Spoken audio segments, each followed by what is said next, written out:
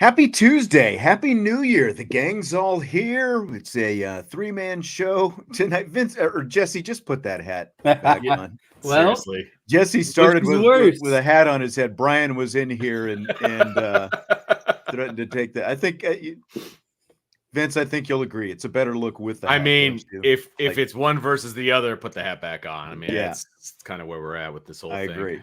Yeah. I agree. Glad to have you here with us tonight. It is a brand new year, guys. It has been a while, a couple of weeks since, maybe even more than a couple of weeks since we've all been together, but it's been a couple of weeks at least since we had a show. Vince DeDario, Jesse Stires. I'm Sean Stires, of course. And again, Happy New Year. And we spent a little time. I got a new KU Jayhawks t-shirt back in the home state. During Christmas, Jesse's got his Cowboys hat on. He made a couple of layovers in the Dallas airport to and from Kansas last week. Oh, you flew in, you high dollar man. You didn't drive in like you didn't schlep in like your dad. There is no driving on this end. Wow, man, money. That's right. Throwing it out there, blinging it out there. We've got a lot to talk about on today's show since it has been a little while since we were here. Before we start, though, there's this guy, Clint Cosgrove, and I saw yesterday. I guess he covers Wisconsin, and he did this podcast yesterday after the ReliaQuest Bowl, after Wisconsin's game against LSU. He's doing it from a frozen lake, I presume somewhere in Wisconsin, since it's a frozen lake and he covers Wisconsin, but he's got a cold one. You know, he's drinking a cold one. He's got his bucket set up and his microphone, and he's sitting there in front of the frozen lake. And my question, I guess, to you guys is, do we need to rethink how we do this show? You know, like, are we doing it right? If this guy can do his show from a frozen lake, tipping some cold ones in Wisconsin. I enjoy being from my own comfortable chair studio here. Until it's been a while since Jesse's had to talk on the microphone. But what would be the alternative? Because sitting on a frozen lake isn't the alternative to me. But well, it might not be the most comfortable. I do have to say, just from an aesthetic, watching it, you know, like if you're watching the YouTube version of the show or whatever, it was there was some ambiance there. You know, I have always been a proponent of shows on the road. Do we need to go to a mountaintop someplace? I mean, if we can figure out how to put this shit, get an this show on the road, RV is what we need. Well, we've been talking about that for a while. You know, I'm down for the RV if we can ever swing an RV. I mean, I think in College Station needs to happen, but that's a different conversation for a different time. But no, I might be sweating it out in College Station. Yeah, that's a good point. That's I guess those RVs have AC and all the whole thing. You know, exactly. So. We're not going to be, it's not going to be like Christmas vacation RV. Like this better be a top of the line with internet RV. But no, look, let's take. I think our New Year's resolution for 2024 is that we take this show on the road at some point before the calendar flips to 2025. Take it on the road. Like legitimately, not Sean in a hotel at a women's basketball game or something like that's not taking the show on the road. Like taking it on the road, man, taking it to the masses, to the people. John says from a bar. I mean, that's it could be done. That's a possibility. I think TD4ND, the IB bus. We need an IB bus first. I think that's something Brian maybe should look into. An IB bus, and then we do it from the IB bus. Someplace. Just saying, I'll drive that sucker around all the time. Free advertising and a free vehicle. I'm all about it. There you go. We do it from T-Gun's cab rolling east. Ooh, now you're talking. Doing it like on the back of a flatbed truck or something like that. Maybe Tommy can hook us up. That's right. We broadcast games from the back of a flatbed truck before. We can do it. We can do a show too. It wasn't moving, but That's right. Might get a little bumpy. Many ways to do it. All right, so put the brains. I saw somebody say, outside the stadium, and I don't know. One, the Wi-Fi capacity might not be too good on game day, considering it's hard enough just to get a cell phone signal. Two, there are different rules in terms of who can broadcast what on game days. And remember, didn't we do like a signing day thing a couple of years ago or last season from over there? And then that kind of became not a signing day, it was an announcement. Yeah, and then that became a thing because of the, we were doing it because people got upset. Yes, because you can't do anything without people getting upset. That's typically the way it goes. That's right. It's always somebody upset about something. That's all I'm saying. That's all I'm saying. We can make this happen. We can make this happen, and I'm going to put forth more of an effort to making this happen. I don't know what that means, but I'm going to really look into this, whether it's, on the road at an away game, because, there are some reachable away games this year, like Purdue, for example. That's a very reachable away game, in my opinion. We could do something there. Reachable. Is it worth the investment? It's Purdue. I get what you're saying, but you got to start small, man. We can't, you don't want to take off too big of a bite. You know what I mean? Is Jesse cracking a cold one right now? Seriously. Is that an energy drink? Flavored water. Oh, okay. Flavored water. There you go. From the Motel 6. I think I've done stuff from the Motel 6 before. That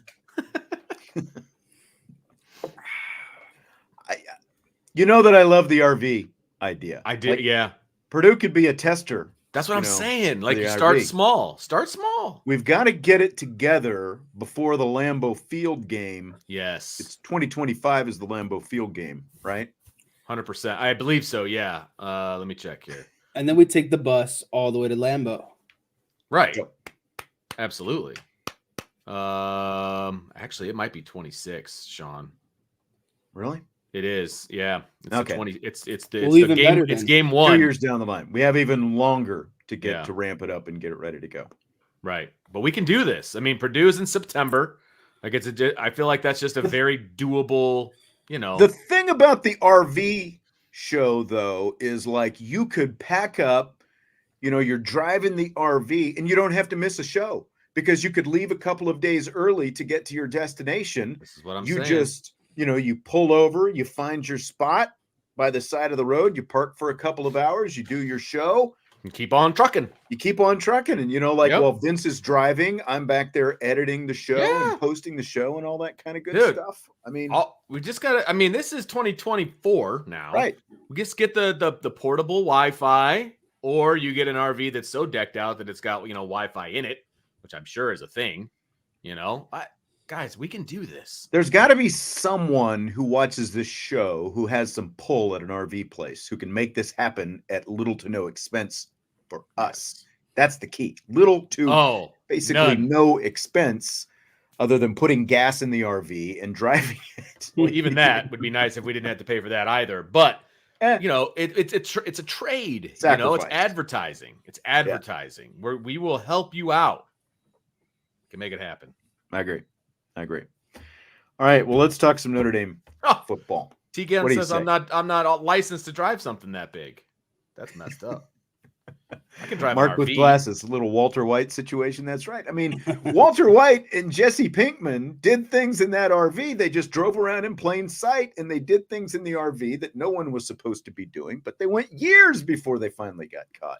Years. The funny thing we're not even going to be illicit. We're just going to have fun doing podcasting. Well, I have my chauffeur's license. That's your take. I'm doing illicit things. Oh, you're doing illicit?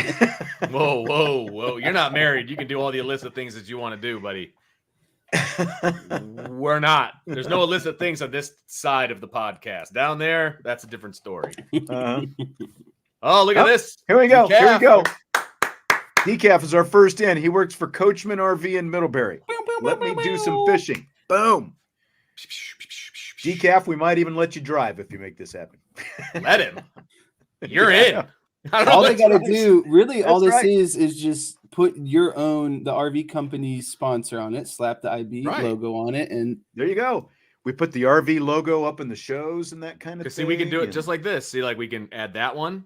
We can Yeah. add an RV. We can add a sponsor logo. Come on, we can tons do of this. stuff we can do right across the Oh. bottom. Come on, decaf, make it happen, baby. Wait for it. TD4ND. You can navigate all you want, baby, as long as there's enough beds in there. I do have to tell you, Jesse is known to make noises at night when he sleeps, so beware of that. Coughing, itching, sneezing. Oh The God! nose. What are you? One of the, the swimming nose rubbing. dwarfs? What are you? All right, it's in the works. It's in the work. Decaf 18. I'm gonna have to write that down. Decaf 18. We're gonna have to stay on him now. Let's do it. Okay, so Sun Bowl. It's been a few days. I know Vince has talked about it a little bit over the last few days, but we're gonna segue out, sort of a little bit bigger picture, I guess. Coming out of the Sun Bowl in such a resounding 40-8 win, they finished the season with a 10-3 record. Yep. What's the biggest? I'll start with Jesse. What's the biggest thing you take away from Notre Dame's dominant win over the Beavers? The number one thing I take away from Notre Dame's win is this is how I picture Marcus Freeman wishes just about every game went in terms of kind of game plan and how things ended up playing out.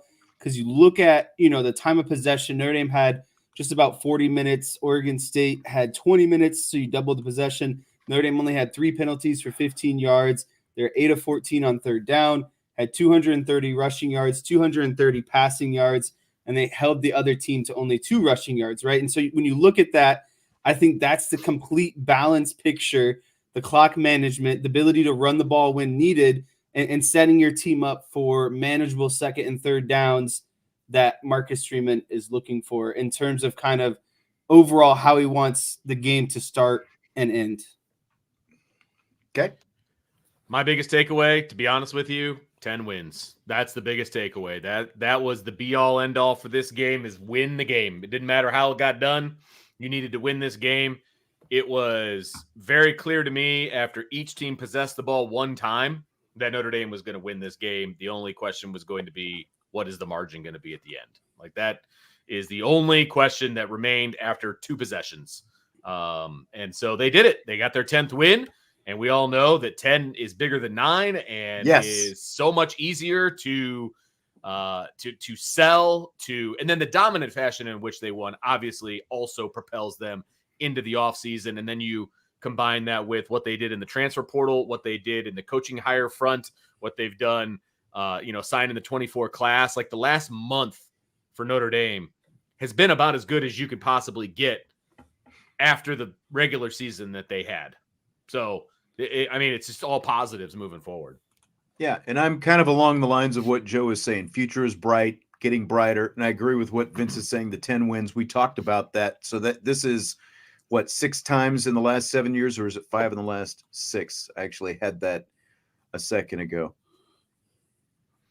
6 times in the last 7 years that they have made it to double-digit wins. So that's important. And it's the first time Marcus Freeman has done it. And that's important for him as a head coach. It's a step forward. It's a step in the right direction, despite some things going wrong. And, sweeping conclusions I'm not going to jump to in this game because it is still, it's the Sun Bowl. It's a mid-tier game and all that kind of stuff. But, it was a ranked team. Sure. So they were able to beat a ranked team out of this.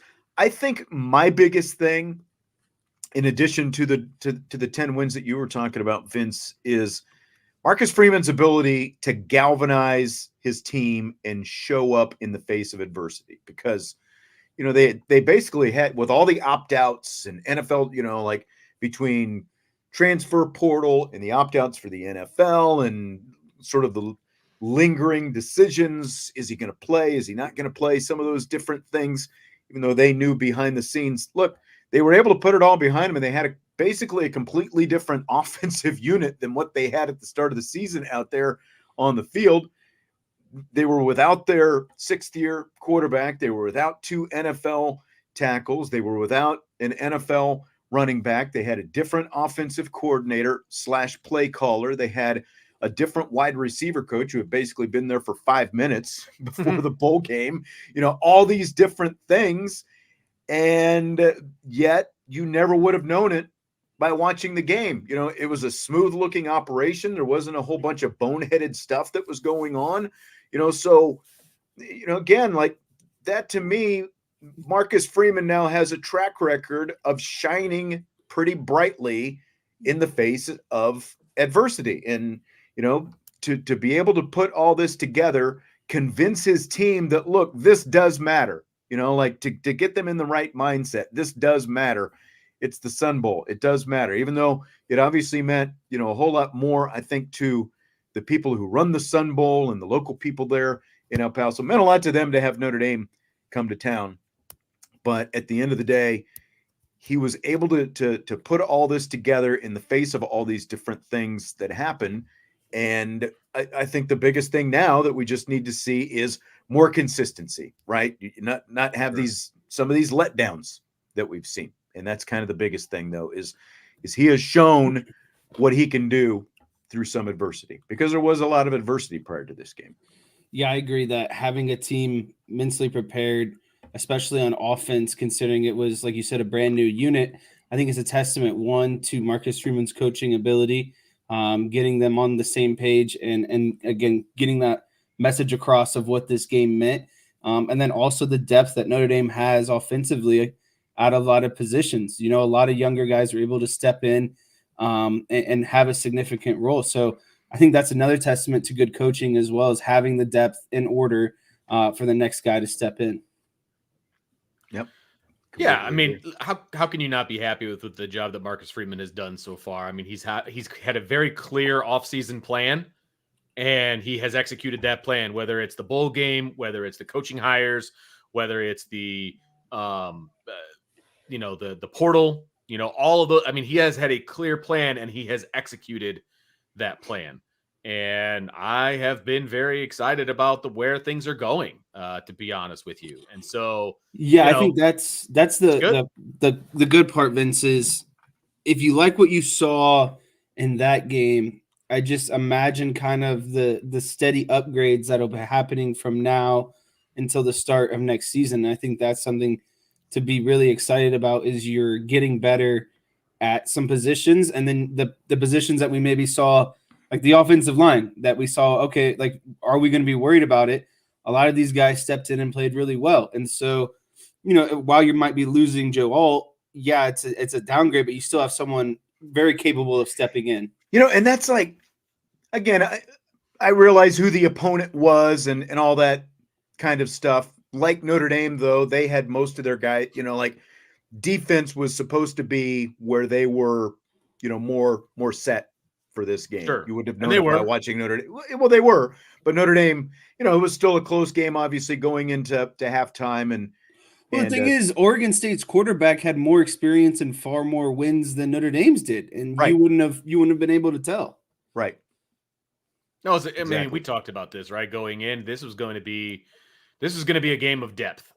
Who's deeper, Oregon State or Notre Dame? And the answer, it's not even close. Notre Dame is way deeper than Oregon State was. But I think any rational person going into the game would have said that that's the case, but it bared out very clearly in this game that Notre Dame was deeper. I mean, they were replacing guys that were leaving with guys that were highly recruited. We're starting to see the youth movement, obviously, with Notre Dame. These are the kids that Marcus Freeman has brought in, or was a part or had a hand in bringing these kids in. Those are the kids we're going to see on the field in the Sun Bowl, and then obviously pushing into the future in 24, 25. Notre Dame's incredibly deep. They're incredibly deep, and it showed in this game. I mean, it was glaring in this game. Well, and that's, there's no Jared Parker, no Chancey Stuckey. And, one's a head coach now. The other one was fired.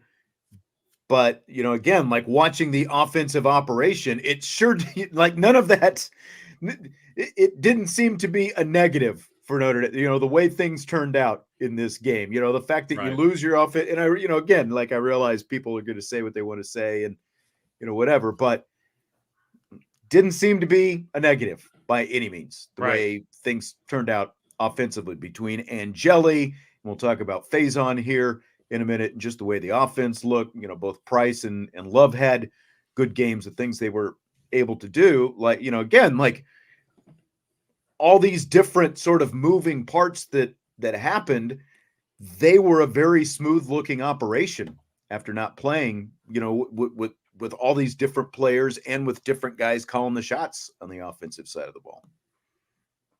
Yeah, I thought that offensively, it's hard to say that they looked better. I just thought things looked actually a little bit smoother.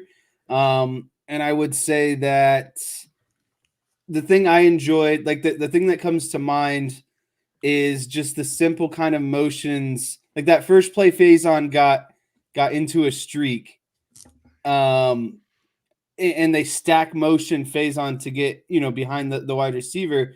That was just a little simple thing that I enjoyed seeing that we really hadn't seen so far yet this season. And so, was it glaring that those guys were out? No, but I thought things still went very smooth and they had little wrinkles here and there just to free up some of their guys a little bit better. Yes. Well, they ran 67 plays and they averaged 7 yards per play. Here's what I found interesting. Do you know what their yards per play was for the season? Like 6.8?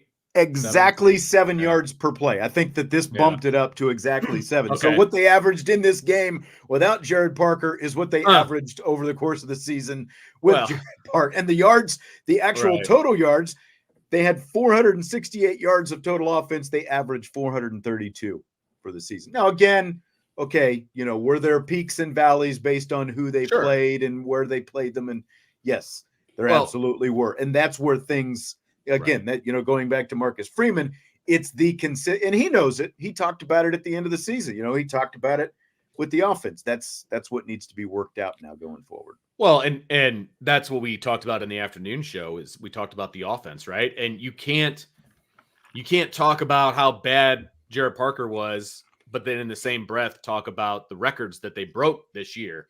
The scoring records, all of the different things that they broke all time at Notre Dame. Yeah. You can't say, well, they did all this, but then Jared Parker sucks. Like it can't be both ways. You have to be able to have the conversation and be able to acknowledge multiple things, right? You have to be able to acknowledge the fact that the offense over the course of 12 to 13 games was really good.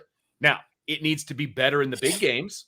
Nobody's going to disagree with that, right? But they still shattered records this year. And so you have to be able to talk about it both ways. It's not one or the other. And there's a lot of personal bias in there, obviously. And let's be honest, Jared Parker was fighting in an uphill battle because he's the guy that got the job after the botched offensive coordinator search, right? And no matter what he did short of maybe winning a playoff game, were a certain sect of people going to be happy with the job that Jared Parker did. Right. I mean, plain and simple. Now, we can also say at the same time, all those great things that he did, they still upgraded at offensive coordinator going into next season. No, and I think when Jesse was talking about that, we kind of got sidetracked. And that's what I like now. When you look at the coordinators that Marcus Freeman has on each side of him, he's got championship caliber coordinators on each side of the ball now. He's got Al Golden and a definitely championship caliber defense that he's got next year. And now you've got a championship caliber experienced offensive coordinator. And I think that's, again, like it's not that Jared Parker didn't know that what he was doing, but he didn't have any experience, any real experience. We all know that. And I think that was one of his problems. Now you've got a guy with a ton of experience who himself has been to the college football playoff, just had a Heisman Trophy winner where he's coming from, and had the top scoring offense in the nation. Right. That's a lot to put around what you're going to get on the offensive side of the ball with the caliber of talent you're going to have. And I'm not saying that Riley Leonard is a Heisman Trophy winner, but I'm saying the skill set of Riley Leonard and the skill set of the kid at LSU, it's very similar, right? Yep. Being able to, he hit 1,000 yards rushing, he could throw the ball, like it's a very similar skill set. So he's coming over from an offense that has a very similar, makeup to Notre Dame, and let's see what he can do with the parts and pieces that Notre Dame has. Right. Yeah. Joe, can they keep Al? I mean, give it a month. We'll find TBD. out. I mean, yeah. I hope so. There's an extension on the table. I know that. Black Monday's next week. So Yeah, it's gonna be there's a an lot of extension movement. on the table, and is Al Golden going to be considered for a head coaching job, or once they get through the head coaching carousel, is he going to be considered for a defensive coordinator job of one of those? You know what I mean? So like, it's not going to be over right away. You know, you're going to have to sweat this thing out for a little while unless they announce that Al Golden has signed this extension. You know what I mean? Like that's when everybody I think can take a deep breath. Yes. But oh, what a difference a year makes, huh? Big time.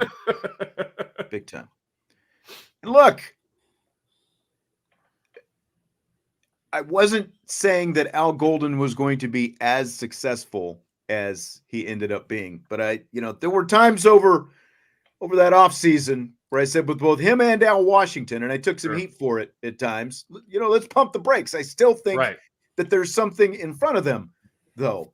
Like there's something to be said for having a year of experience in this system, and that played out for Al Golden. And like if you looked at last year's numbers, the 2022 numbers, there were some good things there, but there were just some specific areas where they had to get better. They got a lot better in those areas, and they ended up being the best pass efficiency defensive team in the nation. They obviously got a lot better there. Al Washington, what did I say? Maybe, you just sort of needed to not necessarily weed some guys out, but, kind of see how things looked, again, in year two for him, after some guys had, sort of moved on, and things got a lot better for Al Washington in year two as well. So it's like, I know that it's hard sometimes because with football, the sample size is so small and we only have so much to react to. And then when the season's over, what do we have? We've got last year. And now, we wring our hands throughout the offseason about what happened last year. Yes, that's seriously. Right. That's exactly right. Jeff Brown, though, says, I'll give you Marcus Freeman passed the adversity test, but now he needs to pass the win hostile road tests in games against top 5 team like the Buckeyes at home or on the road. Inconsistencies must end. I mean, absolutely right. That's the biggest thing now, and that's what I was talking about. It's consistency. You can't show up one week and then completely stay at the hotel the next week instead of showing up at the stadium. You got to be there week in and week out. And this is a team that has every reason to believe that they should be in the college football playoff a year from now. Look, Notre Dame's not going to get an opportunity to face a top 5 team on the road next year. I mean, that's just, it's not going to happen until the playoff. And then it'll be a neutral site because I highly doubt that they're going to face a top 5 team in the first round of the playoffs as well. So, the jury's still going to be out as far as that is concerned. Now, I would say he passed his first on the road test this past year against NC State. NC State was a good football team, and they pounded NC State. Now, granted, it was after the rain delay and all of that, but they pounded NC State, and that was a tough road environment. Duke was a fairly tough road environment. They didn't play very well, but they got the job done, right? The only on the road that they didn't do well, Louisville and Clemson, right? Those are the 2 on the roads that they didn't do well this past year. Yes. And he has to do better. He has to be more consistent. There's no doubt about it. Now, having a more consistent wide receiver room is obviously going to help. Having a more athletic offensive line, I think, is going to help. There's a lot of different things that can help, but from a big picture, that has to get better. But we're not going to get an answer to that, I don't think, until the playoff. I mean, which road? A&M, I guess. Well, I mean, remember everyone was scared to death of Texas A&M in late November. We started talking about, are you going to bring in a quarterback? That whole conversation. And now you've got an experienced quarterback. You're going on the road to Texas A&M. It will be a hostile environment. Remember all the NC State, what a supposedly hostile environment that was supposed to be.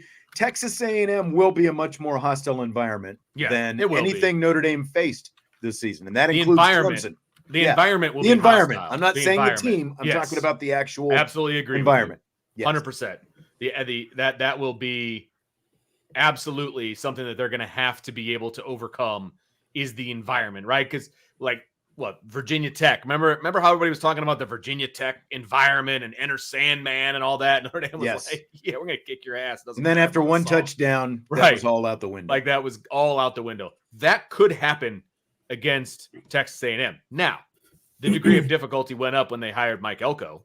There's no doubt in my mind that the degree of difficulty went up, but he's going to have a hard time turning that program around in year one. I was going to say, I'd still rather have Mike Elko in game 1 100%. than game 27, like going into his third year. 100%. Yes, absolutely. And is he going to have knowledge of Riley? Yes. All of those different things, but Riley Leonard's going to have a lot more talent around him in Notre Dame than he did at Duke. So, right. Yeah. I think the biggest thing Notre Dame has to overcome in that game against Texas A&M is that it's really just the excitement and anticipation that comes with the first game of the season, because even if a team like Texas A&M isn't good on paper, the fans and everything else are still going to be excited. Like they are an undefeated team that has a bunch of promise. There's a new head coach. There's, new this, new that. And so to me, that's going to be the biggest thing that Notre Dame has to overcome is just the blind kind of uncertainty and excitement that's going to be thrown into that game, combined with the atmosphere. Playing at College Stadium is a huge College Station is a huge venue. Yeah. Oh, it is. Absolutely. Before we go any further, I do have to acknowledge Salty's comments, because Salty was throwing some challenges to me there in the chat. He said, Sean and Jesse, before the show starts, I'd like to report you as eligible for questions. How do I do that? I don't want to get unfairly screwed once the show starts. Man, I was expecting, I expected that from DK. I didn't expect it from Salty coming, right out of the gate. I was saving that for a little bit later, but I know based on when we got to meet Salty at one of the tailgates, I think he said his wife makes him kind of check out before the show gets all the way through. So I've been waiting for the DK Lion comment. Look, I'm just going to say, I knew this was going to have to be addressed at some point, and I didn't want to go, I'll just say this, okay? Because did the refs screw up the end of that game? Yeah. Did Detroit essentially, try to get a little bit cute with how number 70 was reporting, to try to make the Cowboys think that, this guy was reporting when really it was the other guy reporting? Yes, Detroit got a little bit cute too. Throw all that out the door. Throw that whole who reported, who didn't, who was eligible, who wasn't. It comes down to this. The officials screwed up not just that, but they screwed up the Cowboys' last possession as well, because Aiden Hutchinson should have been flagged for the tripping penalty that Schoonamaker was flagged for. Like, it is actually Hutchinson who was trying to trip the Dallas tight end. It was the Dallas tight end who was flagged for it. If they throw the flag on the right team, Detroit never even gets the ball at the end of the game. So did the officials screw up the end of the game? Yes. But they screwed up the Cowboys because they threw a flag, and replay shows that it was Aiden Hutchinson who stuck his leg out and tried to trip the Dallas tight end, and it was the Dallas tight end who was flagged for it. If they throw that flag, Dallas gained 7 yards on that play. They would have had an automatic first down, and they would have been close to the 10-yard line, I think, because it was a personal foul on that. Detroit wouldn't have even probably had the ball. I'll be shorter. It's annoying to get hyper fixated on one call, and it's frustrating. I get it that it was the last call of the game. Roles were reversed. Yeah, I'd be upset. That's mature of me to admit. But again, there's a lot of calls that go, unfairly throughout the game. It's just we're hyper fixated on one call, unfortunately. And like you said, the Lions got cutesy. They know that they sent 3 guys. And the thing is, the referee is reporting to the defense of who is eligible and who isn't. And so if the referee tells the Dallas defense which guy is eligible and he ends up not being ineligible, the Cowboys defense are covering the wrong guy, and that's why the play is successful. That's why 68 you have was to uncovered. Who is eligible. They said 70, and the Cowboys didn't cover 68. And so, there's just a lot going on in one play. But again, you get hyper fixated on one play, But throughout the game, there's other calls that can. They can threw sway the game. flag on the like they threw a flag and they penalized the wrong team though on the play I was talking about, the tripping play. Like DK says, we're losing all credibility. Let's just move on. Vince Salty is brother. loving his life right now. So what you're saying is one play doesn't, and make or break a game, right? So Tommy Rees should be off the hook. That's how we bring it full circle, baby. That's right. He's coming up in rapid fire. Jordan Faison named the offensive MVP, Vince. DK Yes. wants to know who your game MVP was for Notre Dame in the Sun Bowl. What'd you think about Jordan Faison being named MVP? Let's just go with that. So look, we've been covering football for a long time. It always goes to the quarterback. I mean, that the bottom line, right? It always goes to the quarterback. I was shocked that Angeli was not. Yes, the MVP. I assumed it was going to go to Angeli, and I don't know who votes on that or who makes their minds up about that. I don't know if they pass the hat in the press box or how that went down, right? I was surprised that it was not Steve Angeli. You could make a case for three guys: Steve Angeli, God, why can't I? The running back, 24. Help me out. Jadarian Price? Yes. Jadarian Price or Faison. Those are the three guys you can make a case for. Any one of those three guys could have gotten it. I assumed it was going to be Steve Angeli. I'm okay with Faison getting the game. I was fine with it. Yeah. And I think he is the most deserving over Angeli. And I know it's typically a quarterback-driven award. But, I mean, again, they had 230 yards on the ground and 230 yards in the air. And Faison accounted for about half the yards in the air and had a touchdown as well. And it felt like he was the guy that was providing the big plays down the field. So I don't necessarily mind it. And if it wasn't Faison, honestly, I'd give it to the whole defensive unit for holding Oregon State to like 3 rushing yards, right? I thought 2. They are 1 yard. Sorry. Hey, that's 33%. All right, buddy. But yeah, so again, I don't mind it. And again, when your quarterback has only completed 15 passes and you had over 200 yards on the ground, but it was kind of a mixture of guys getting those yards on the ground, I don't mind Faison getting it. And Bryce wants to give it to the O-line. They didn't play that good. I mean, they played well enough to win. They didn't play player of the game good. So, sorry. I agree. You may not have heard this before, but Jordan Faison started his Notre Dame career as a walk-on lacrosse player. Like, you may not know that. I mean, of course, I'm being sarcastic, but he ended up with 115 receiving yards, and it's just the second time this season they've had a 100-yard receiver. Not just the second time this season, the second time in the last 25 games they've had a 100-yard receiver. So, I mean, he had to do something right. I don't think it's just the quarterback being the difference, because there have been, a few different quarterbacks Notre Dame has gone through, to get to these last 200-yard receivers. And I mean, but they started the season with Chris Tyree, Jaden Thomas, Jaden, Greathouse in the slot at the start of the season. And for him to kind of end the season the way he did, again, it's like, one, I've got no problem with him being named the MVP, but 2, the future, just like watch again, it's one game and it's tough not to, put so much on one game. But when you look at how things worked out in that one game after how things had looked over the course of 12 games at that wide receiver position, the future just seems so much brighter right now than you would have probably thought that it was going to look a month ago. I mean, coaching. I'd say coaching probably had a little something to do with it, to be honest with you, even though it was just, a few practices or whatever. I do think coaching, because the wide receiving core as a whole looked better than they did all season. They just did. It looked refreshed. They looked like guys who weren't worried about, like, you could tell when guys are thinking about or lingering things on their mind, and it felt like there was just no lingering shackles. It was just them out there playing football. And they ran better routes.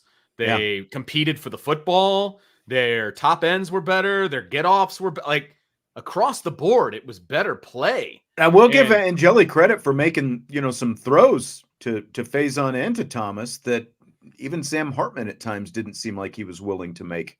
That is very true. That is very true. So I agree.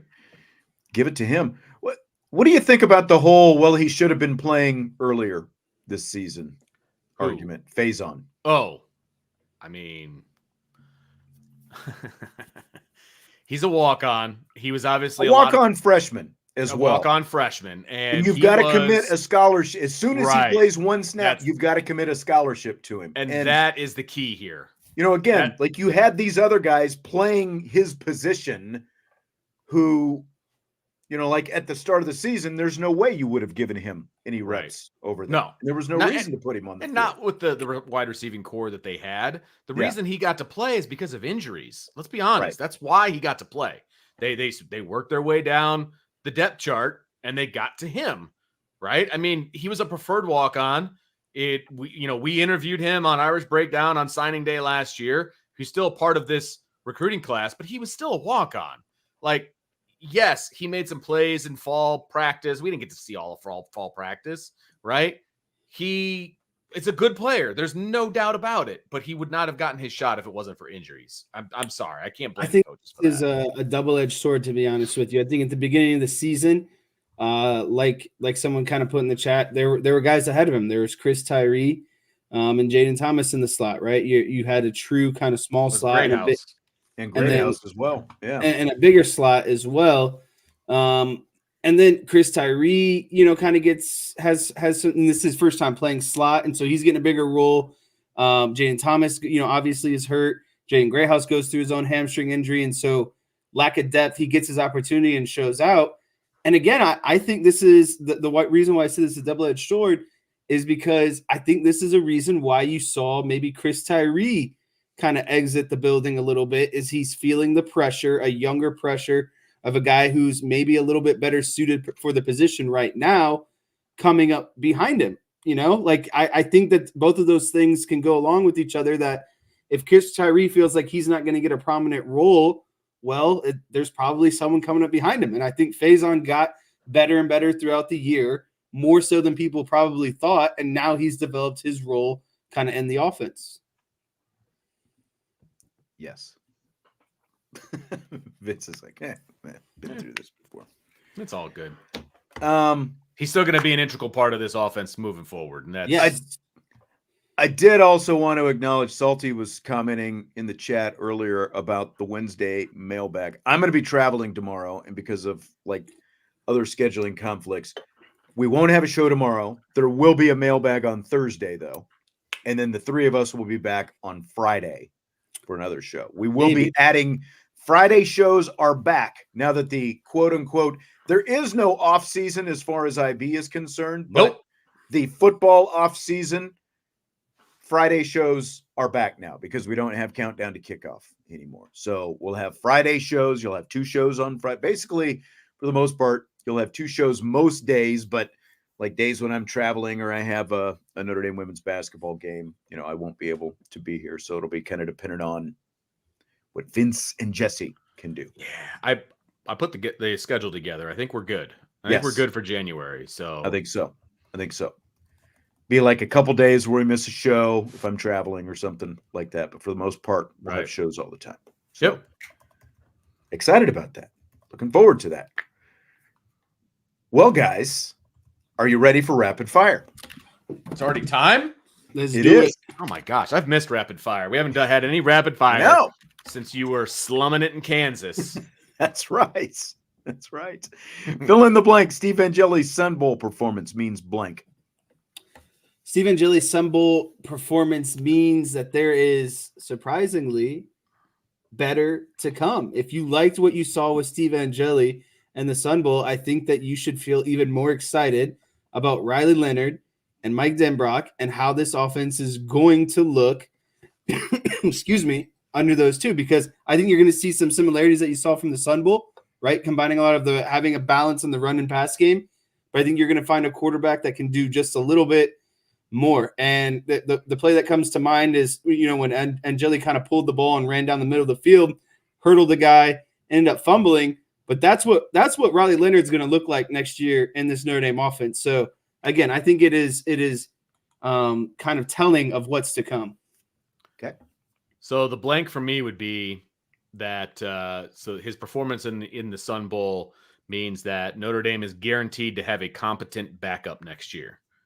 Whether that's Steve Angeli, whether that's Kenny Minchie, whether that's CJ Carr, whoever ends up getting that number 2 spot, they're going to be a very competent backup, because now I know that Steve Angeli can be a backup. I know this for sure. I know that he can step in and play at a fairly high level. And if he gets beat out, that means whoever beats him out is also that guy. So I feel very good about the backup position. Yeah, that's a good point. To me, I think it just means he made the most of the opportunity that he was given. Yeah. He had an opportunity, and you hear about it all the time. Guys, everyone gets some opportunity. Sometimes it only comes in practice, and guys aren't able to take it any farther. Steve Angeli got the benefit of going out there in a game, in a bowl game, and some other guys had similar opportunities. They got their first starting opportunities or real extended playing opportunities.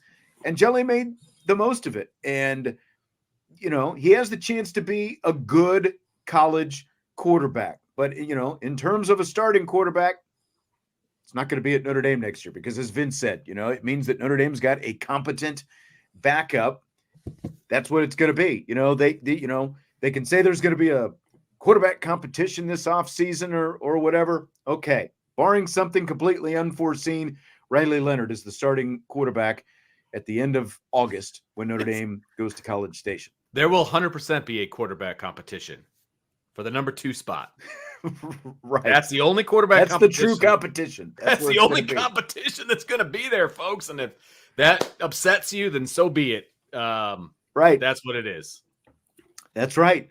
But Steve Angeli showed, why Brian Kelly and Tommy Rees gave him a scholarship to come to Notre Dame. Sure. Well, that's, and that's what those announcers were saying the whole time is you don't get a scholarship to play quarterback at Notre Dame if you can't play quarterback, right? Right. Like, there has to be some intangible skills or some quarterback skills in that body for you to be able to get a scholarship to come play quarterback at the University of Notre Dame. Quite frankly, I think that he played better in the Sun Bowl than any quarterback who played in 2022 for Notre Dame.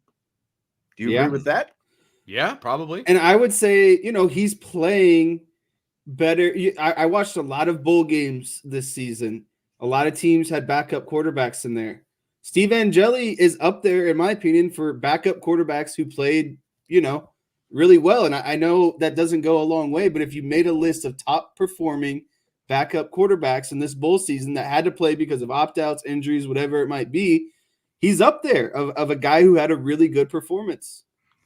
And, I think that Joe said it earlier. I think that Gino Guidugli, who obviously was the interim offensive coordinator, and he has been the quarterback's coach, he developed Steve Angeli. He played to his strengths. They did some good things with Steve Angeli. They didn't ask him to play outside of his skill set. He made good decisions. He was 15 of 19. I mean, it was a good game. It helped that he had a good running game and had pretty good protection in front of him most of the day as well. Jeff wants to know why the overreaction to Angeli's play, because that's what people do. Jeff, people overreact, good or bad, to everything. It's like that's what we're here for. We're here to overreact day in and day out. They can, and that's going to give us plenty I'm not to talk saying about. It's a bad thing. I'm just saying that's what people do. Oh my gosh. And as the game was wearing on and it was getting boring and it was like, oh, well, we're going to have this to talk about now. I mean, it was just, you knew it was coming. Because, again, the most popular player on a football team is quarterback. Number 2. The backup quarterback. That's right. That's correct. QB2, baby. QB2. Yep. Salty wants to know, I'm not sure, how do you spell Vince's last name? In the show description, it says DeDario, which is that's correct. how it's spelled, just like it is spelled on the screen. Right. DeDario.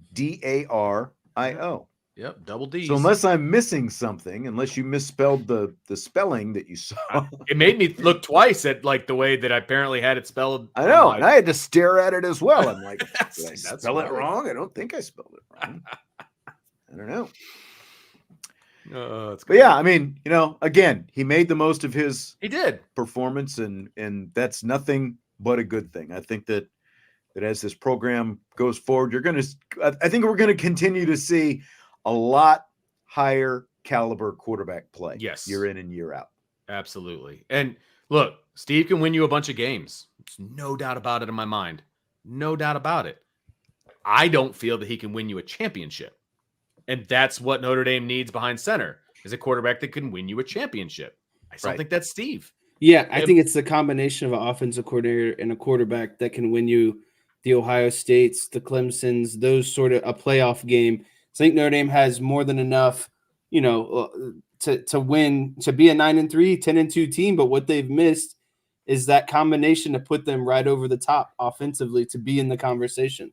It goes back, and we'll push a couple of these topics a little bit lower, and we can kind of segue into the college football playoff semifinals from last night.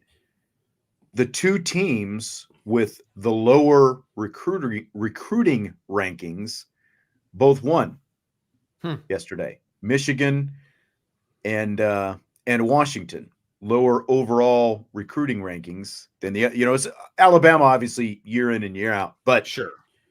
Now, I'm still not as sold on J.J. McCarthy as Jim Harbaugh is sold on J.J. Oh my God, McCarthy, he said he's the best quarterback ever. I know. All right, he missed a lot of passes. But if you look more specifically at Washington, that's a little bit different because DeBoer and Penix go back together at Indiana, right. So and he he's got experience.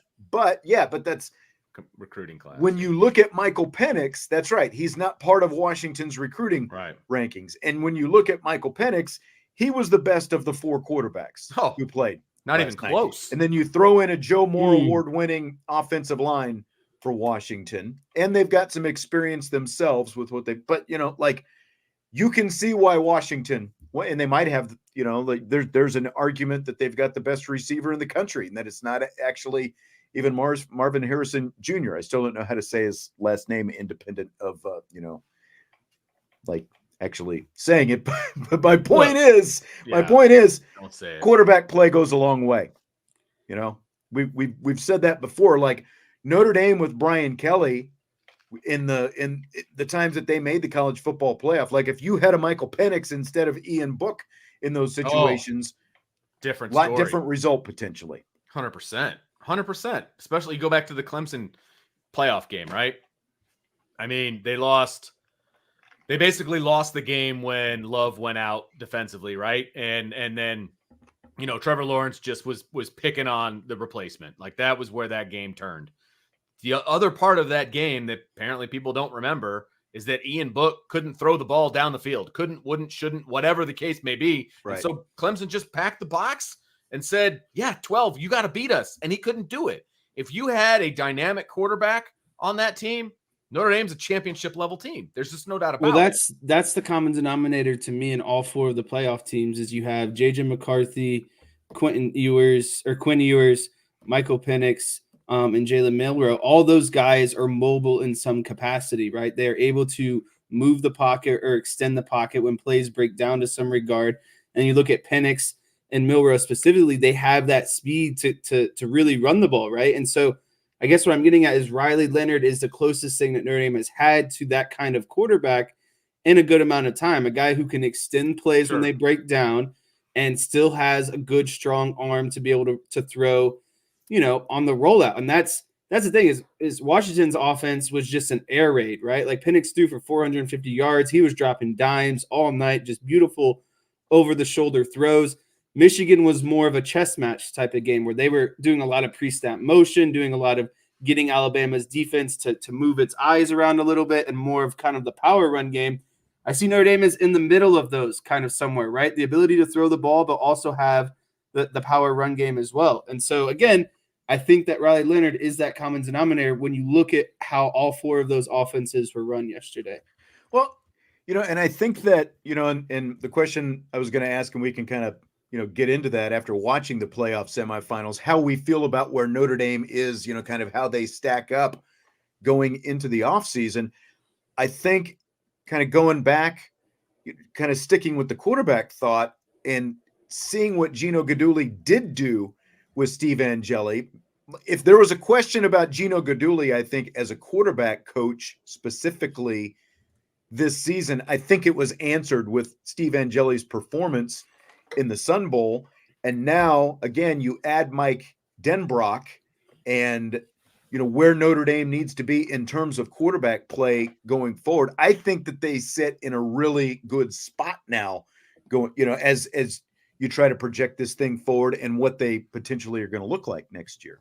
Oh, for sure. I think the development right now, like that was always a big question mark with the last regime, was the development of these guys, right? I mean, that was always, especially at quarterback and some other positions, like that. It was the development. Well, offensive line, we saw a bunch of backups from the 23 season play pretty well in the Sun Bowl. And that includes the second team who just came in and mauled guys, right?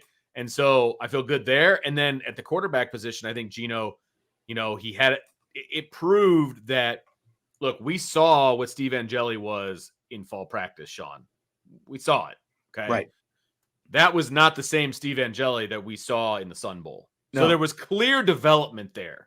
Clear development. And some of that is attributed to Steve and the hard work he's put in, but that's also attributed to Gino. You can't not attribute it to the coach. Correct. Right? There was clear development that took place there. And we've heard about clear development that has taken place with Kenny Minchie from beginning to end. And so it's going to be interesting to see how that continues to move forward, obviously. And on top of that, I don't think Gino did a great job, quote unquote, developing Sam Hartman. So how's that going to look with Riley Leonard? Because, it's a whole teach an old dog new tricks kind of a thing. And I'm not saying Sam wasn't open to it, but there was clearly a disconnect because we could see Gino on the sidelines getting real pissed off at Sam Hartman at times. And something wasn't connecting there, especially second half of the season. Yeah. And you do wonder when a guy has been around for 6 years, right? Like if there are just some things, it's like, even if it's not sort of intentional on his part, it's like, you said it, you can't teach an old dog new tricks. It's like, this is what I know. This is where my skill level is. And they're just, there's a reason that Sam Hartman was still available after 5 years and still a guy who was even willing to stick around for a 6th year in college. There's a reason that he was available at that point. Maybe he had just kind of reached his ceiling and you just weren't going to get anything else out of Sam Hartman. Maybe it's just as simple as that. I think that there are at least, there's at least some truth to that. Whereas a guy like Riley Leonard, I mean, he's only been around for 3 seasons and he's only played 1 full season out of those 3. And now you do have a guy like Guidugli, you do have a guy like Denbrock coming in, who again has he's got a pretty good track record himself, with the quarterbacks that he's, and even though he's not the quarterbacks coach, but yeah, that's right. That's right. He's not coming from a completely different gimmicky offense that Sam Hartman was coming from. So there's less of a learning curve, I would say, from that aspect. And you're right. He's only got 3 years under his belt as opposed to 5. It's a big difference. It's a big difference. There are fewer maybe, habits / tendencies to break, I think, than because again, Sam Hartman, as we all know, was in a completely different kind of offense that was part of the draw that brought him to Notre Dame to play in a more pro style offense and not that slow mesh. And Riley Leonard is also more physically gifted than Sam Hartman. Yeah. He just is. He's got a stronger arm. He can run the ball. He's more physically gifted. And that is bigger why guy. Yeah. Before Riley Leonard got injured this past season, he was being projected as an NFL quarterback to leave after 3 years. That was a thing. That was people were talking about him being one of the top quarterbacks to come out for the 24 draft. Then he got hurt and it was like, well, we don't know. You know what I mean? And so he was talked about as the potential number 3 quarterback in this draft before he got hurt. No one ever talked about Sam Hartman being the number 3 quarterback in the draft. Right. So it's a different conversation. That's all I'm trying to say. Yeah. Anything to add to any of that, Jess? Not really. And I think the only thing I would add is there's always that, as a player and kind of just a younger individual, I think there's that always going to be that inkling of, well, I know better type of situation that I think occurred with Sam Hartman. Is, like you said, he's been around for a while. He's brought into a new system. I think the system that he was expecting changed a little bit when the offensive coordinators changed. You're bringing in everyone that's kind of new. Sam knows what he knows. And again, there's always going to be on the player side of, I know a little bit better at times, especially when things aren't going 100% right. When things are going 100% right, it's the best marriage in the world. But when things go a little bit wrong, there's going to be, well, I know that I'm doing this and that's the right way. You know what I mean? Yeah. I completely know what you mean, Jess, because as you were saying that, Vince and I have both coached. We haven't coached at Notre Dame level, but we both coached and we've both been around guys enough who are going to, sit there and tell you, they might not say it, but their actions speak louder than words, that they know more than you. And they're going to do things the way they've been taught by whoever they've been taught by. And we're not talking 4- and 5-star recruits who have been told that they're amazing their whole lives. Yes. We're talking about kids in South Bend, that aren't going to be playing for Notre Dame anytime soon. Right. Okay. So it's probably even more prevalent up where Notre Dame is at. So, yeah. So back to the college football playoffs last night. The Tommy Rees bashing. I mean, he was trending number 3 on Twitter last night after the Alabama loss to Michigan. Is the Tommy Rees bashing play calling, I guess, specifically, is it fair or foul? I'll start with this one, Vince. I think it's completely foul. I think that first of all, you have to look at the totality of the situation. Milroe was benched. Buckner was brought in. No one knew who was going to be the quarterback going forward for Bama. They ended up turning things around. They beat Georgia. They're in the Final Four. I think that they outdid expectations, especially for a team that didn't know who its quarterback was going to be and how the offense was going to look. But the other side of this is get into the game.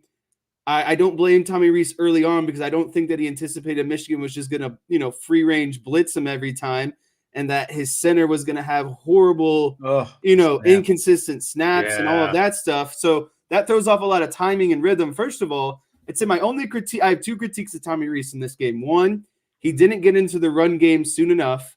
I texted you that early in the game. I said they need to stop. They need to get in the run game. If Michigan wants to blitz, you need to create RPO type schemes where Milroe's keeping the ball so it burns a blitzing defender.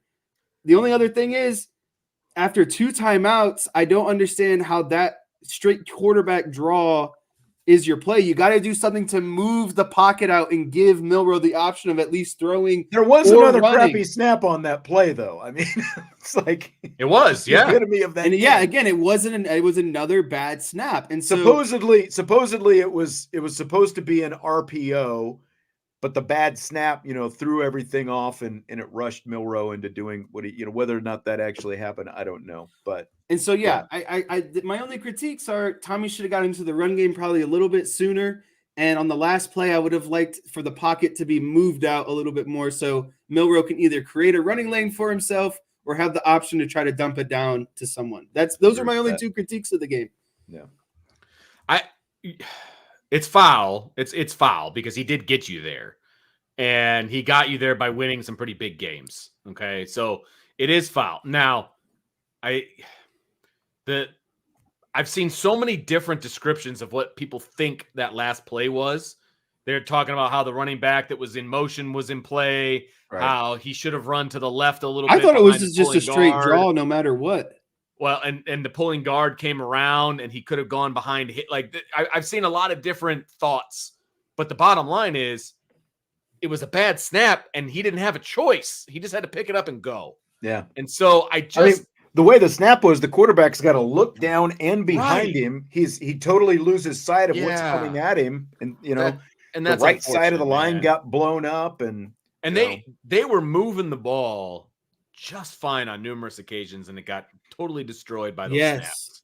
Snaps, penalties. Yeah, I mean, they were moving the ball. When the Right. snaps got really bad, they got to the Michigan 47 and they ended up back like inside their own 30 or something like that with the snaps. It was all they had to do was score a touchdown on that field goal drive and the game would have been over. I said it at the time. I was like, if they score a touchdown here, it is game over because it's 2 possessions, no chance. And the snaps got them. Got them. Yeah, and and I agree. Foul. I agree with what Jesse was saying. Because we were texting about that. It's like, you get into the run game a little bit. Do a little, and that's Alabama's last offensive possession of regulation when it was throw like that. I did feel like he could have probably hit a draw or two in that, because again, it's like it's all they're trying to throw. Michigan, especially on the third down play, they were like no linebackers to be seen. They're playing totally soft. They're playing back. If you hit a draw, you probably pop off 10 yards at least, and then maybe you've got a decision. Do you go for it again? But that was like probably my only real critique of Tommy Rees is like he didn't. There were times it's like, why aren't you running more? You could take a little pressure off Milroe if you were just running the ball a little bit more, because they were so effective when they did it. But yes. I go back to the snaps. I blame the snaps much more than I blame Tommy Rees for anything that happened 100%. last night. And then the other side, like Alabama's defense looked like they had Michigan just going nowhere. Like they had Michigan reeling until that last Michigan drive that they were able to put together to force the overtime. And all of a sudden they came to life and figured something out. Look, you can say what you want about J.J. McCarthy. He didn't play a very good game until that last drive. I thought so too, Vince. He missed passes that were very completable passes. Yeah, absolutely. Yeah. And but he found a way to win on that last drive. I give him credit for that, obviously. And then of course Blake Corum in 2 freaking run plays, scores in the overtime. But they made plays when they had to make the plays. But I don't see the J.J. McCarthy love. I've watched a lot of Michigan games this year, and I just don't see it. I'm sorry. I don't see it. And it's not because of the helmet that he wears and the colors that he wears. I just don't see it. And I'm still okay that Notre Dame passed on J.J. McCarthy. I'm still okay with that. Yeah. I am. I'm sorry. I concur. Mini segue. I thought that the ending of the second game was not handled appropriately. I don't understand. I know you're trying to preserve clock, but to me, you have to score the touchdown and then try to get the stop and go for the field goal and not other way around. Because had Texas got that touchdown, they don't need a touchdown to for that game to get close. They just need a field goal, and they probably win the game. So I don't know. I just didn't feel like Sarkisian handled the clock and the management towards there at the end well. He needed to punch that first score in for a touchdown. I would agree with that.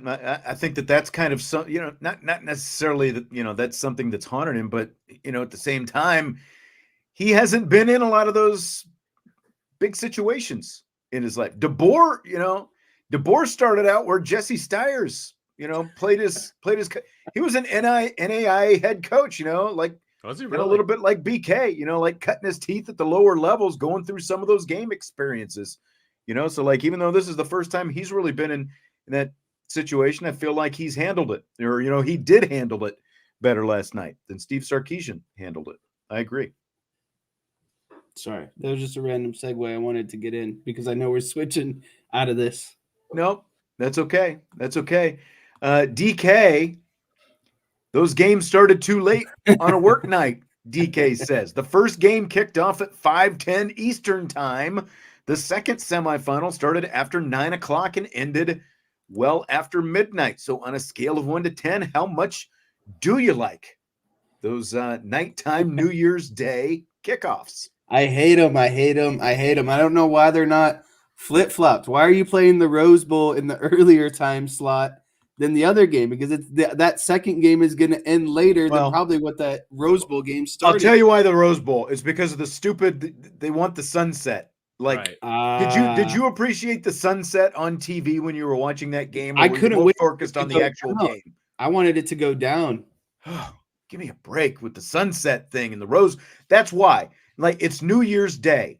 You could have kicked the ReliaQuest Bowl back to Saturday or last Friday or whatever, and started the Sugar Bowl at like 1 o'clock or 2 o'clock or what, if you still Yes. needed to have the 1 stupid o'clock. sunset as part of the deal. Right. It's New Year's Day. People are sitting home on New Year's Day because it's a holiday. They're hungover.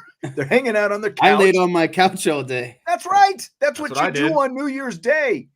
Like starting a game, one of the two most important games of the entire season at 9 o'clock New Year's night when everybody's got to be at work the next day just makes zero sense at all. I went to bed at like 1 o'clock because I finished that whole game and I was tired today. It made today more miserable. I could not get into the working spirit, especially after staying up to 1 o'clock watching that game. No, I fell asleep. I went to bed. Like I did not see. I was gonna text you guys, but I was like, I know both of these bozos are sleeping. I made it to halftime and then I went out. Like I couldn't do it. I wanted faded to darkness. I tried, but it was probably the nap I took during the second half of Iowa and Tennessee that saved me later throughout the evening. See, that's fair.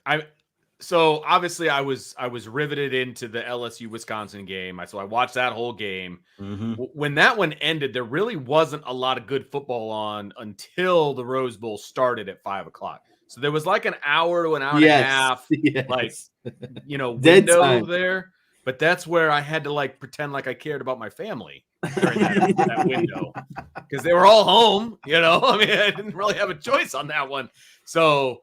Yeah, the fact that game started after 9 o'clock was absolutely ridiculous. The first game needs to start at 1 o'clock, and then they can go back to back. And that would be fine. That would be totally fine. Right. You don't have to. There's no law that says the ReliaQuest Bowl needs to be on New Year's Day. That does not exist. That's not exactly real. right. That's I think exactly they got right. too cute trying to spread out what was the usual New Year's 6 bowl schedule throughout the weekend, and we're trying to fill in all these other games around them, and it not that it backfired, but again, we live in the worst time zone when it comes to sports. No, but it's New Year's Day. It's literally a national holiday. Everybody's home. That's known for watching football. Yeah. New Year's Day has always been the big college football day, and there's no reason to be kicking off a game at 9 o'clock. Honestly, put it on, like you said, put it on at 1. Put the first one on at 1. Put the second one on at 5. So then you've got a little bit more space in between. You know what? I hate to say it, but I will. You can start another game at 10 o'clock in the morning. Yeah. Not the CFP game, but like one of these other bowl games that don't mean a hill of They beans started anyway. that Fenway Bowl at 10 o'clock last week. Started at 10 o'clock. And then Yeah. we'll watch 3 games in a row. And then you can put a piece of crap bowl game on at 9 o'clock that if people really want to stay up and watch football, they can. Yes. But the rest of us can go to bed. All right? Yeah. By the way, New Year's 6, I don't know how your picks came out, Vince. The Michigan game was the only New Year's 6 prediction that I missed.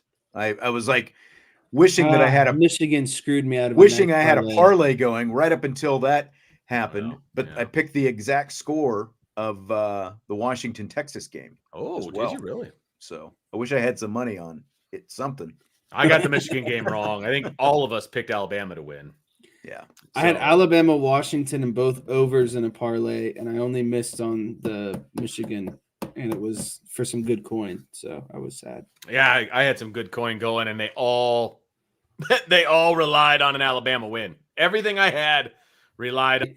I think that the combination and then getting players back like Howard Cross, Xavier Watts, etc., it's only going to take them to that next level next season. And I thought that this season they were already a national championship type defense.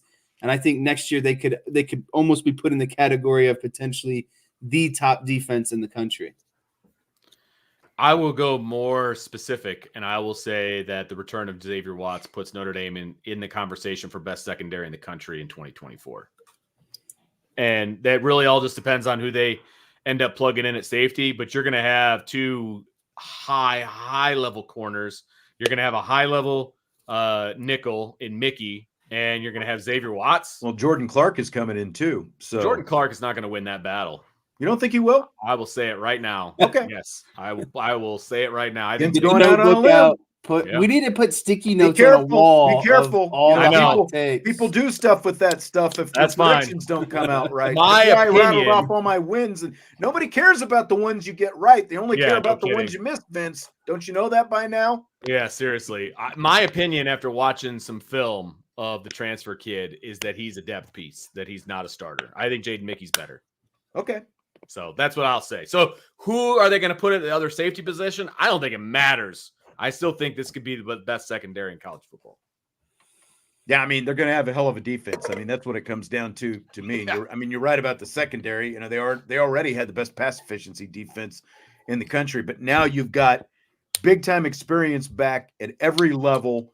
Plus, you're plugging in all this young talent around those guys. You know, Jesse mentioned Howard Cross, and you got Riley Mills coming back, and you got RJ Oben coming in from Duke, and you got, you know, Botello and all these other guys.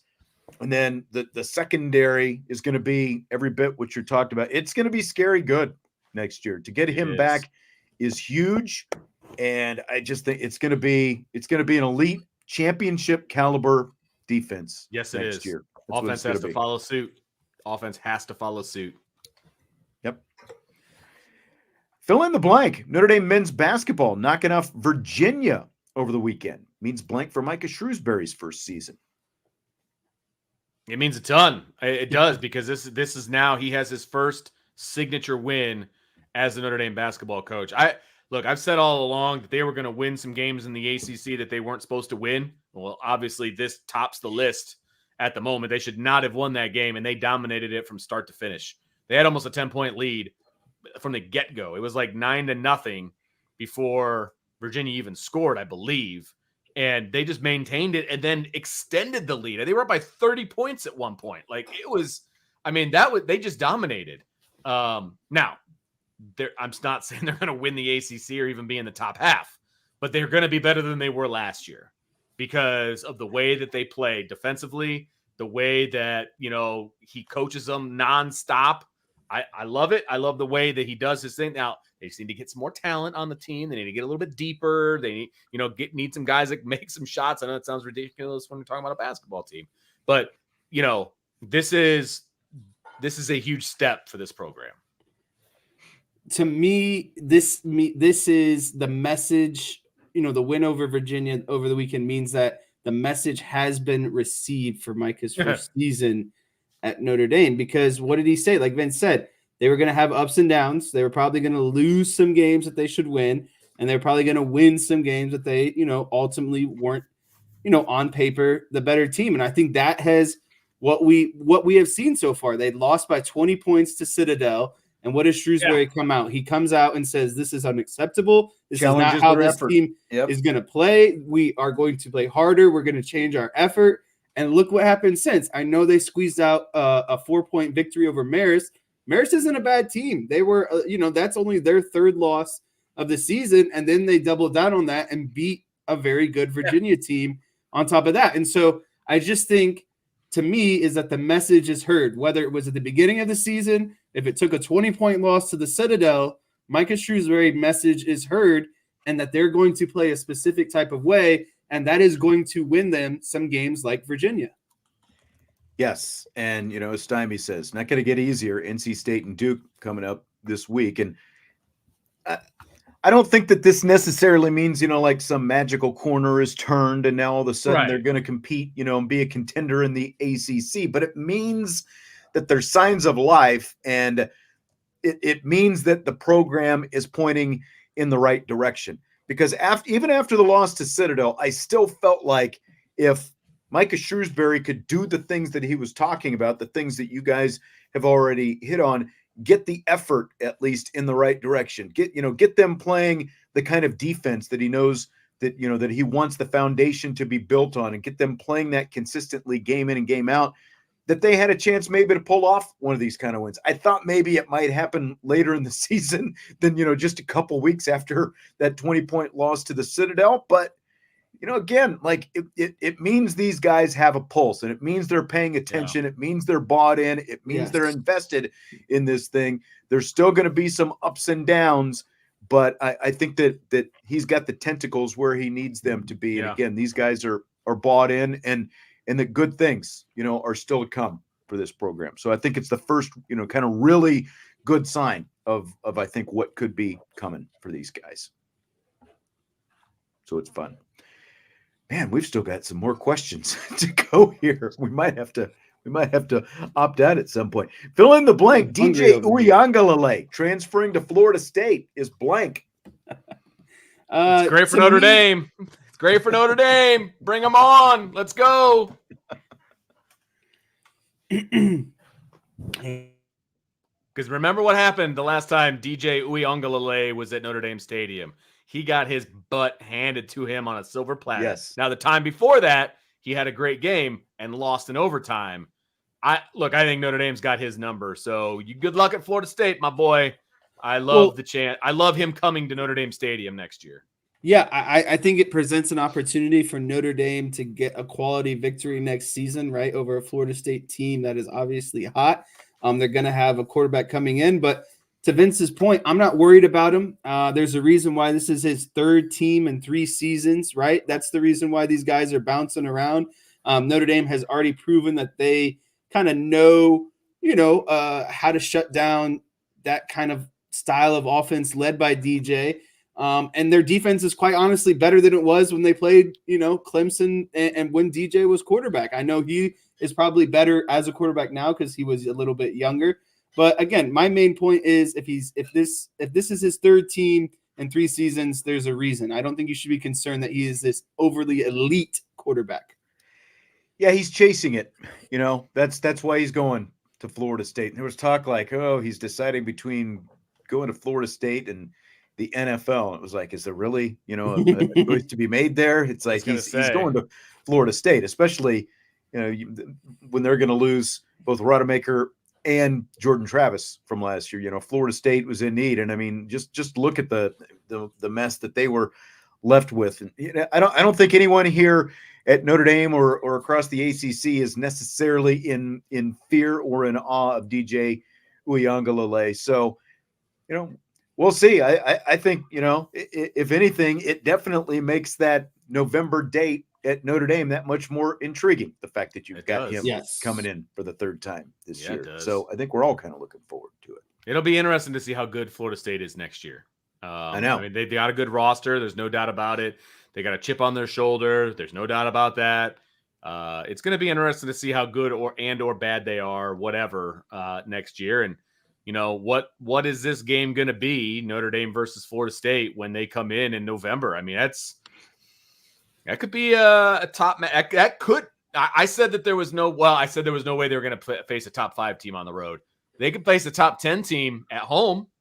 That's a possibility. Florida State could be that. I mean, I think that's well within the realm of a possibility. And I mean, if they are, that's big for everybody. You got a November matchup like that at Notre Dame Stadium. You know that's going to be one of the primetime games on NBC next year. It'll be a night game to begin with. That's right. And you're going to be, a month away from the college football playoff selections and all that stuff being announced, maybe less than a month at that point from everything being announced. Most likely they're both going to be in playoff contention and all that stuff. Yeah. So should be a lot of fun. Their schedule is very doable next year. Mm-hmm. So as I'm looking at it right now, their toughest game, maybe Florida. Obviously not talking about Notre Dame, but they face Florida, Clemson, Miami. Like, those are their biggest games. So, I kind of like where Notre Dame sits with that. It could be a top team from Florida State, whether they are in reality or not. But based on that schedule, they could be. You know what I mean? Does that make you see what I'm saying? Yeah, so it could be a clash of top teams. I think what Vince is trying to say is it's a little playoff matchup.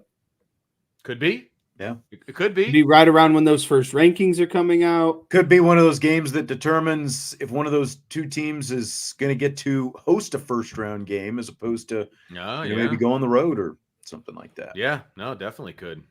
Yeah. So speaking of Florida State, there was a lot of moaning about the bowl opt-outs, especially, it got especially loud after that beatdown Florida State took at the hands of Georgia. So is there a solution to all Yes. this. The bowl opt-outs. Jesse's got a solution. What Wow, is it? you have a solution? What is The it? solution Anxious to is hear this. already in play. It's already happening. It's the expanded playoff. These games have more meaning. So instead of 4 teams that are going to definitely have every guy playing, now we have 12 teams who have definitely every guy playing. And so I think when you put more emphasis on what these games mean, it's going to lead to less players sitting out. Okay.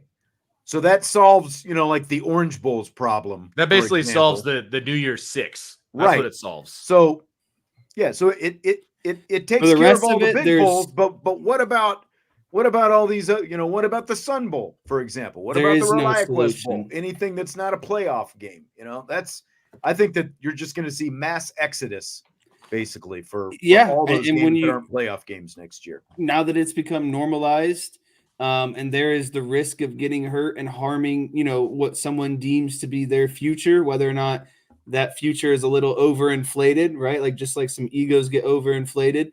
I don't think that there's really any solution. And these people have talked about offering money and whatever. And I know it's not money, but these guys get tons of stuff for going to these bowl games. They get PlayStations, they get watches, PlayStations and watches. they get TVs, That's going to keep them. they get apparel. And I know money is different, me. but it's still the same thing. It's still monetary value, right? And so I just don't know if there's anything, unless we're talking about, putting $1 million on the table just for a guy to play. I don't know what's going to really steer them the other way, because that's what's steering the argument, is the money that potentially could be made in the NFL, the career that could potentially be had in the NFL.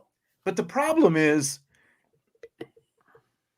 as we've said before, like these opt-outs started with Christian McCaffrey and Leonard Fournette, who are both going to be, in their draft. I believe it was 2017.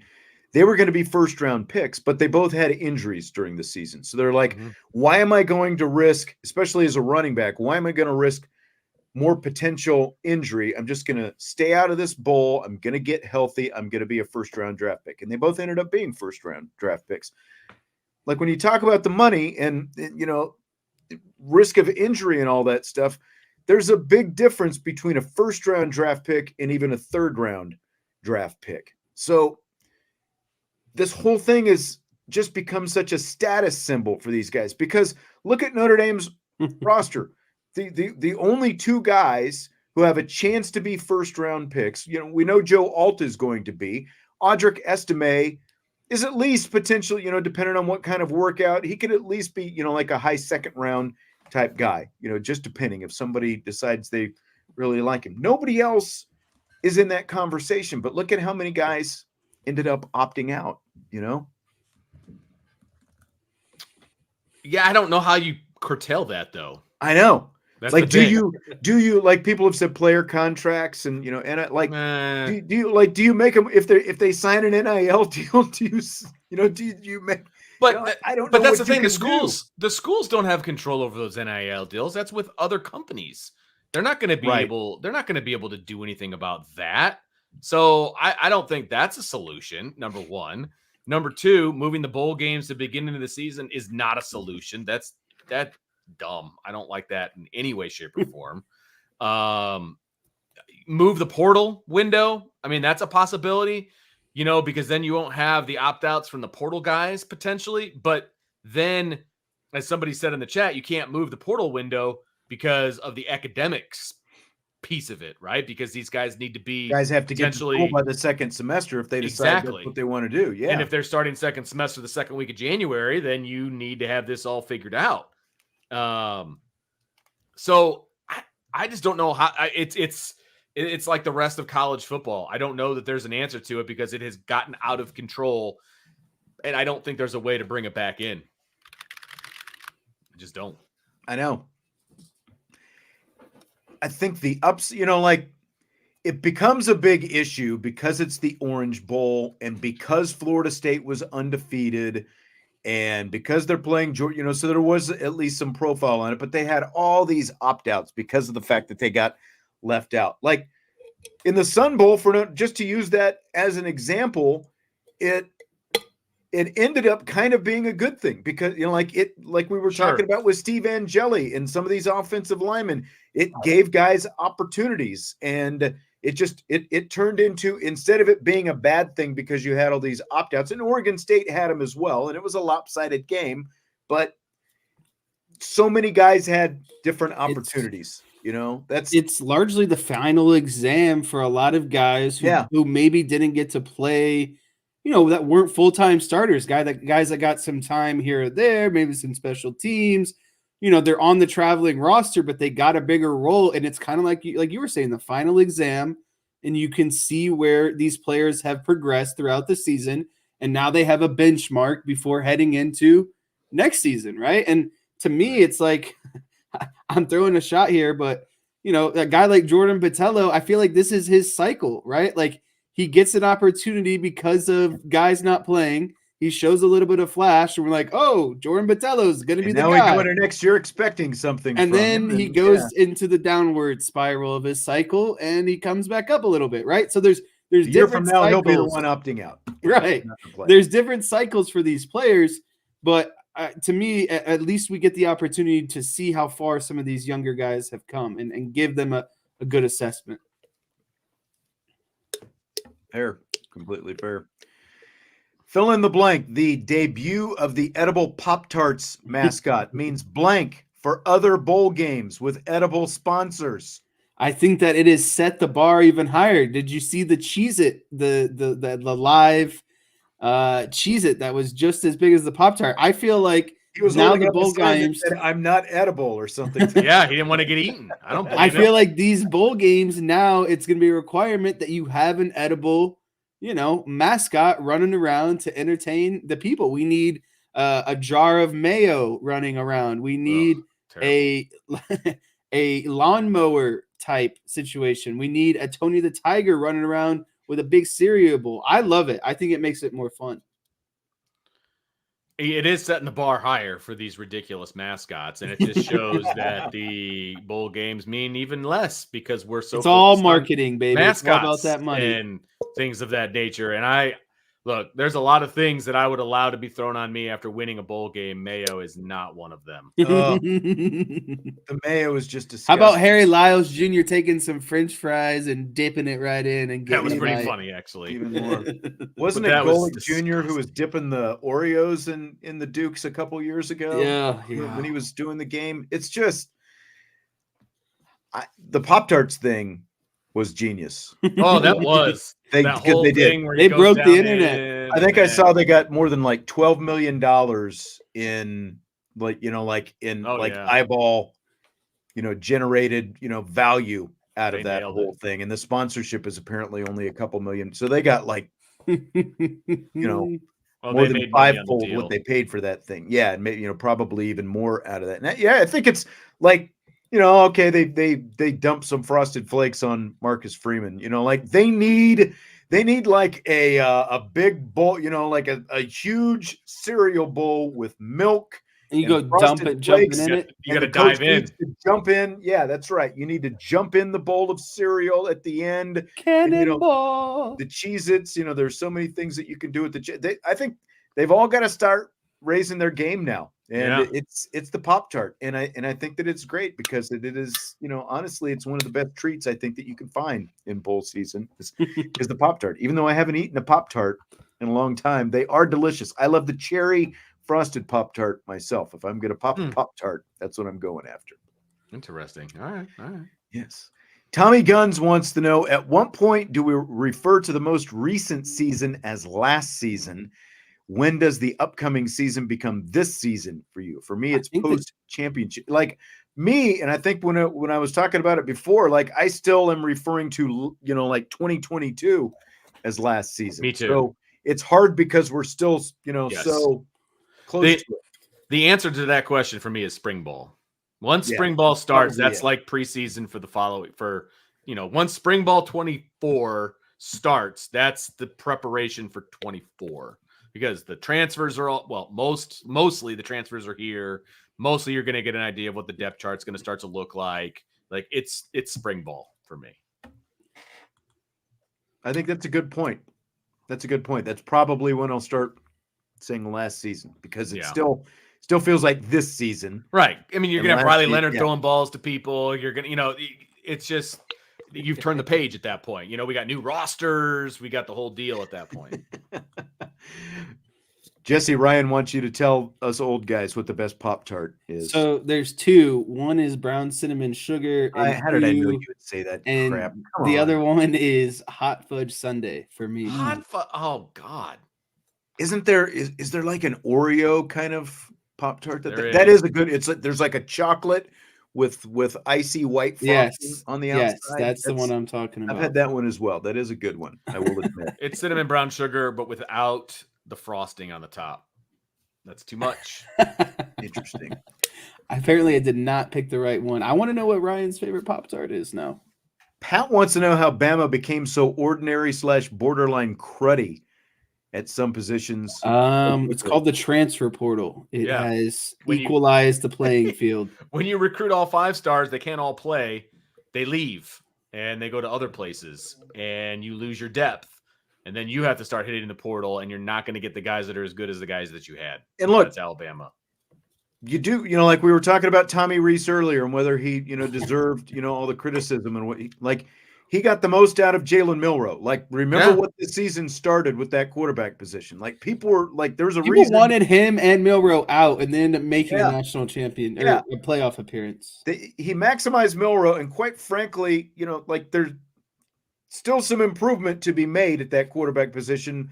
What they have, and the quarterbacks that they have had the last few years can mask some other things and couple it with what you're talking about, the transfer portal and NIL. There's a reason that Nick Saban's been complaining about it, and there's a reason that Alabama fans started complaining right away about, we've got to invest more in NIL. We've got to help this. You had 2 losses all season, and it's like total disaster.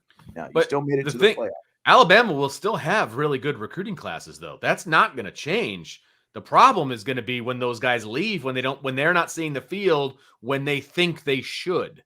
That's the difference, right? In the past, they were able to reload the talent because the guys weren't leaving. So they had 5-star after 5-star after 5-star in your depth chart. There was no path to leave. Right, exactly. And those guys had to stick it out. They had to put their time in. And by the time they were a 5-star junior, they were really freaking good. Yeah. And they're just taking over for the 5-star senior that just left. Right. And they were able to do that over and you can leave right away and you can play right away. Exactly. Yeah. Why?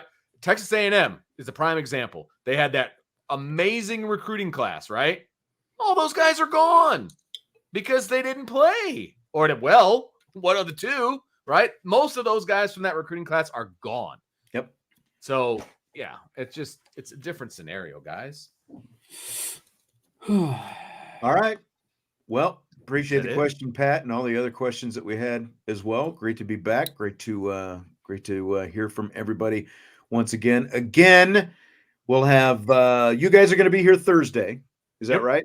Okay. Yep. Vince and Jesse Thursday. We won't have a show tomorrow, and then the 3 of us will be back with another 3-man show on Friday. So we've got that going for us. Jesse pointing to his star. How about them Cowboys, baby, on Jimmy Johnson night? Locked up the home playoffs, baby. Oh, gotta win Sunday first. Then no one told the Eagles to lose to the Cardinals. I don't want to go down that rabbit hole. I don't need all the Cowboys stuff right now. No, DK. Aiden Hutchinson cheated and he wasn't flagged for it. Hit the like button. Here we go. Subscribe, rate, and review, and we will talk to you later. Have a good one. Derek, hit me up on Twitter. I'll send you the video.